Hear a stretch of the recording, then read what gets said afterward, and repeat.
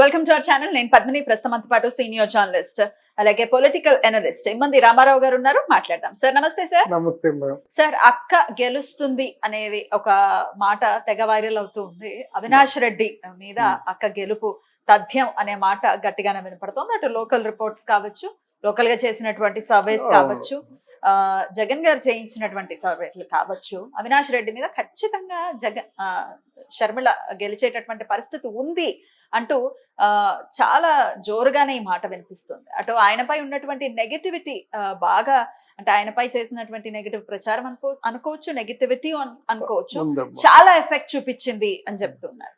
దీని పట్ల మీ ఒపీనియన్? ఇప్పుడు దత్తగిరి ఏ విధంగా అయితే అప్రూవర్ గా మారిపోయాడో ఈయన బట్ జరిగిపోయిందండి. చాలా విచారకరం. మా మీద నిందలు వేయడం, మమ్మల్ని ముద్దాలుగా చూడడం కాదు, మరి మరి నన్ను ఇరికించారో ఏమిటో, మొత్తానికి జరిగిపోయింది. దీన్ని చాలా బాధపడుతున్నాం. ఏదో మా ప్రయత్నం మేము చేస్తామని చెప్పి ఏదో విధంగా పాజిటివ్గా అనకుండా, అంటే ఇందులో నా పాత్ర కూడా ఉందని చెప్పగానే చెప్పాలి.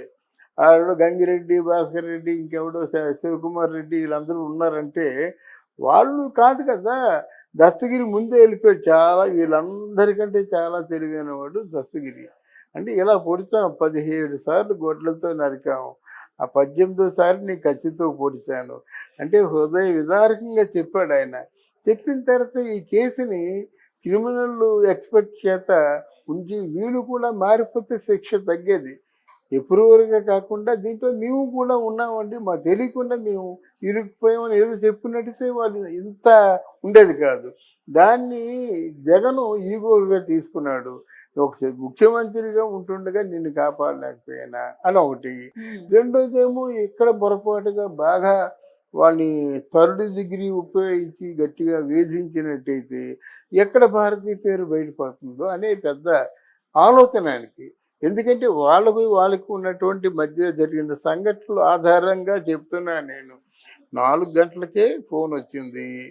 అక్కడేమో వినయ్ అని ఉండేవాడు. ఆ వినయ్ ఫోన్ తీసుకొని మన భారతీ రెడ్డికి ఇచ్చారు. 4 గంటలకే మన జగన్మోహన్ రెడ్డి, అజయ్ కల్లం అంటే పర్సనల్ సెక్రటరీ మాట, సిఎల్, వీళ్ళందరూ ఉన్నారు ముఖ్య వాళ్ళు. అసలు ఆయన ఫోన్ ఇచ్చింది, ఫోన్ వినేశాడు, ఊరుకున్నాడు.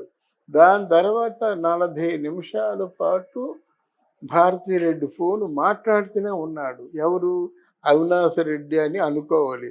ఇది నేను చెప్తుంది కాదు, సిబిసిఐడి చెప్తుంది మాట, ఫోన్ ట్రాప్ చేసిన తర్వాత. ఇలాగ ఇంత ఉన్నప్పుడు కూడా ఇక్కడ పులివెందుల్లో ఏదైనా మంచి జరిగిందా? ఏమైనా అభివృద్ధి జరిగిందా? మొత్తం రక్తసత్వం అంటే ఇక్కడ రాయలసీమ అంటే రక్తశక్తం అంటారు కదా, అలాగే రాయలసీమ రక్తశక్తం అయిపోయింది అన్నమాట. అందువల్ల ఇప్పుడు ప్రజలందరికీ కూడా వ్యతిరేకత వచ్చింది. సిబిసిఐడి ఎప్పుడైతే నిజాలు నిగ్గు తేల్చిందో ఇంకేముంది, అరెస్ట్ చేయడం అంటే ఇక్కడ విశ్వశాంతి హాస్పిటల్లో వాళ్ళ అమ్మగారిని పడుకోబెట్టాడు. 10 అంతస్తులు 5వ అంతస్తులో ఈయన పడుకోబెట్టాడు. కిందేమో 2000 మంది గోండాలని కత్తులతో గొడ్డలతో కూర్చోబెట్టాడు. ఇది చూసి మన ఆంధ్రప్రదేశ్ పోలీసు ముందే చేతులు ఎత్తేసింది. ఎందుకంటే జగన్ గారి పైన ఉన్నారు కనుక. కేంద్ర బలగాలు కూడా వాళ్ళు ఉద్రేకంగా ఉన్నారని వెనక్కి వెళ్ళిపోయాయి అన్నమాట. That is the pity of our Indian police. అందువల్ల ప్రజల్లో ఒక చిన్న వ్యతిరేకత వచ్చేదన్నమాట. తర్వాత ఎప్పుడైతే షర్మిల ఈ పులివెందుల మీద దిగిందో, అవినాష్ రెడ్డి ఆయన చూస్తే నేరం, ఇది చూస్తే న్యాయం, మీరు తేల్చుకుండా చెప్పింది. మీరు నేరానికి ఓటేస్తారో న్యాయానికి ఓటేస్తారో, పులివెందుల వాళ్ళంటే చాలా సున్నితంగా ఆలోచించే మనుషులు కనుక మీ ఇష్టం అని చెప్పింది. దాని తోడు సునీత, ఆవిడ పెద్ద ఎక్స్పర్ట్. ఆవిడ చాలా ఎక్స్పర్ట్, చాలా తెలివైంది. చాలా ఆ తండ్రి పోయిన తర్వాత తండ్రిని ఎలా చంపారు అది విని తన గుండెలు బద్దలైపోయి, నా తండ్రి అనుభవించిన ఆ కష్టాన్ని ఎవరు శిక్షార్హుడో వాడు అనుభవించాలనే ఆలోచనతో వచ్చింది. తప్పు లేదు, ఆడపిల్ల, అందులో ఇంకెవరు లేరు, దిక్కు ముక్కు ఎవరు లేరు. వచ్చి పవర్ పాయింట్ ప్రెజెంటేషన్ చేసింది మాట. ఎప్పటి నుంచి ఎప్పటి వరకు ఏ కార్యక్రమాలు చేశారో టిల్ ఈ రోజు వరకు చేసింది. దాంతో ఎవరు నోరెత్తలేకపోయారు మాట. ప్రజలు కూడా నోరెత్తలేకపోయారు. తర్వాత షర్మిల, సునీత అలా పూల కొట్టు స్టాండ్కి రండి తేల్చుకుందామని సవాల్ చేశారు. దానికి వాళ్ళు రాలేకపోయారు.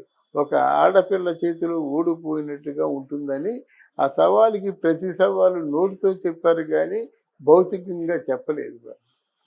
అందువల్ల ఇప్పుడు ఎలాగుందంటే చరిత్రలో మొట్టమొదటిసారిగా ఇక్కడ ఆ, జగన్మోహన్ రెడ్డి గారి తాలూకు జగన్మోహన్ రెడ్డి ఏదో YS Rajasekhara Reddy and co మొదటిసారిగా జగన్మోహన్ రెడ్డి అంటే రాజశేఖర రెడ్డే కదా, అవును. అలాగే ఇక్కడ రాజశేఖర రెడ్డి అంటే వైఎస్ శర్మడే కదా. ఇక్కడ న్యాయం ఎటువైపు ఉందో వాళ్ళ వైపే మొగ్గు చూపుతారు కనుక ఓడిపోవచ్చు అనే ఒక మాట వినిపిస్తుంది ఇక్కడ. అందరూ ఇది కంచె అంటే మామూలు అంటే ఊహాజనితంగా వెలువడినటువంటి అంశమే కానీ అది రేపు ఎలక్షన్ రిపోర్ట్ వచ్చిందని చెప్పాలన్నమాట. బట్ ఎనీవే ఈ రిపోర్టుల్లో ఆ బలాబలాలు ఎలా తెలుస్తారంటే ఆ ఊర్లో బలగం ఏమిటి, ఏ సామాజిక వర్గం ఎంత, ఏ సామాజిక వర్గంలో ఓట్లు ఎన్ని ఉన్నాయి, ఎన్ని మనకు పడ్డాయి, ఎన్ని మనకు పడలేదు, ఎన్ని మనకు వ్యతిరేకంగా వచ్చాయి తెలిసిపోతుంది అన్నమాట.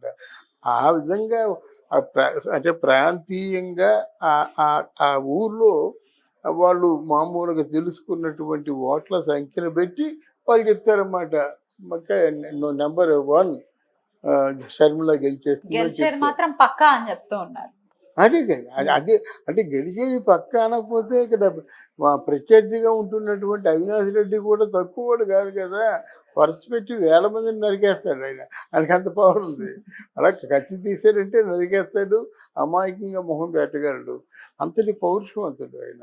లేకపోయినట్టయితే నేనెందుకు నరుగుతానురా, నువ్వే చేసుకుంటే చేసుకో అని అక్కడ అవినాష్ రెడ్డి పక్క తప్పుకుంటే ఈరోజు ఈ శిక్ష ఉండదు కదా.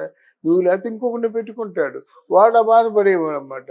ఓ విధంగా అవినాష్ రెడ్డి అమాయకుడు అనుకోవాలన్నమాట. ఆ కుటుంబం అంతటినీ అరెస్ట్ చేశారంటే ఏమిటి, తెలివైన వాడు దొరకడు కదా. దొరికిపోయేలాగా హత్యా ప్రయత్నం చేసినట్టయితే ఎంత తెలివి తక్కువ వాడు కూడా అర్థం అవుతుంది. వాళ్ళు క్రిస్టియన్స్ ఎలా వస్తారో అదంతా మాకు తెలియదు కానీ మేము ఉండాలి, మా కాంగ్రెస్ పార్టీలో వాళ్ళే ఎవరో ఒకరు అధికారంలో ఉండాలి, వాళ్ళు రావడానికి వీల్లేదు, జగన్మోహన్ రెడ్డి నిలబడడానికి వీల్లేదని ముందు ప్రజలిచ్చింది బొత్స సత్యనారాయణ. వైఎస్ విజయమ్మని తిట్టింది బొత్స సత్యనారాయణ. తర్వాత అనుకోకుండా కాలగర్భంలో మన రాజశేఖర రెడ్డి తర్వాత మనకి కిరణ్ కుమార్ రెడ్డి తర్వాత రోషయ్యని పెట్టారు. రోషయ్య పెట్టిన తర్వాత రోషయ్యని పిలిచి నేను అధికారంలోకి వస్తున్నాను, ఏర్పాట్లు చేయమని చెప్పింది జగన్మోహన్ రెడ్డి. ఆ విషయం రోషయ్య గారే చెప్పారు. రాజకీయంగా ఎన్ని జంతర్ మంతర్ మాయాజాలాలు జరుగుతాయో ఆలోచించు. ఇక కక్కలేక మింగలేక ఆయనమ్మో పదవిలోంచి దిగిపోయాడు మాట. అప్పుడు రాజకీయంగా కాంగ్రెస్ పార్టీ హాలో అయిపోయింది. హాలో అయిపోయినట్టయితే వెళ్ళి మంత్రాలు చాలామంది తెలుగుదేశం వాళ్ళతో మంత్రాలు జరుగుతున్నారు. ఈయన ఆల్మోస్ట్ నెంబర్ 2 పొజిషన్లో ఉండి మంత్రాలు జరుగుతున్నట్టు. కారణం ఏంటంటే విజయనగరం జిల్లా అంతా ఆయన తాలూకు కనుసన్నల్లో ఉంది. ఇప్పుడు పవన్ కళ్యాణ్, చంద్రబాబు నాయుడు వేవ్ వచ్చింది కనుక మారారు కానీ లేకపోతే వాళ్ళ ఆ జిల్లా వాళ్ళ కంట్రోల్లో ఉంటుంది. ఇప్పుడు చంద్రబాబుతో మంత్రాలు జరిపినట్టయితే ఆయన ఆ జిల్లా అంతా వీరి కైవసంలో ఉందని దగ్గరికి తీసుకుంటే అప్పుడు ఏం చేస్తాడు, ఏ ఎమ్మెల్సీ ఇచ్చేసి ఏదో మినిస్టర్ ఇచ్చాడో బతికేస్తాడు. అది అందువలన బొత్స సత్యనారాయణ అందరికంటే ముందే ఆయన ఉన్నాడు. ఎందుకంటే మొన్న జగన్మోహన్ రెడ్డి 175 అంటే పెట్టాడు మొహం. ఎవరు, బొత్స సత్యనారాయణ. ఆడి పక్కనే పెద్దిరెడ్డి రామచంద్రరెడ్డి ఇలా ఉన్నాడు. బట్ షర్మిలమ్మ రావాలి. ఎందుకంటే ఆవిడ వేసిన క్వశ్చన్లు 2, నేరానికి మీరు సమర్థిస్తారా, న్యాయానికి మీరు సమర్థిస్తారా. మనం విశ్లేషించుకుంటున్నాం కాబట్టి ఎప్పుడు న్యాయానికే మనం సమర్థిస్తాము. Sharmila should come. Right sir. So మొత్తానికి సర్వేలు అవే చెప్తూ ఉన్నాయి షర్మిలకే గెలుపు ఖాయమని. సో చూడాలి జూన్ 4వ తారీఖు రిజల్ట్ అనేది బయటకు వస్తుంది కాబట్టి let's wait and see. Thank you.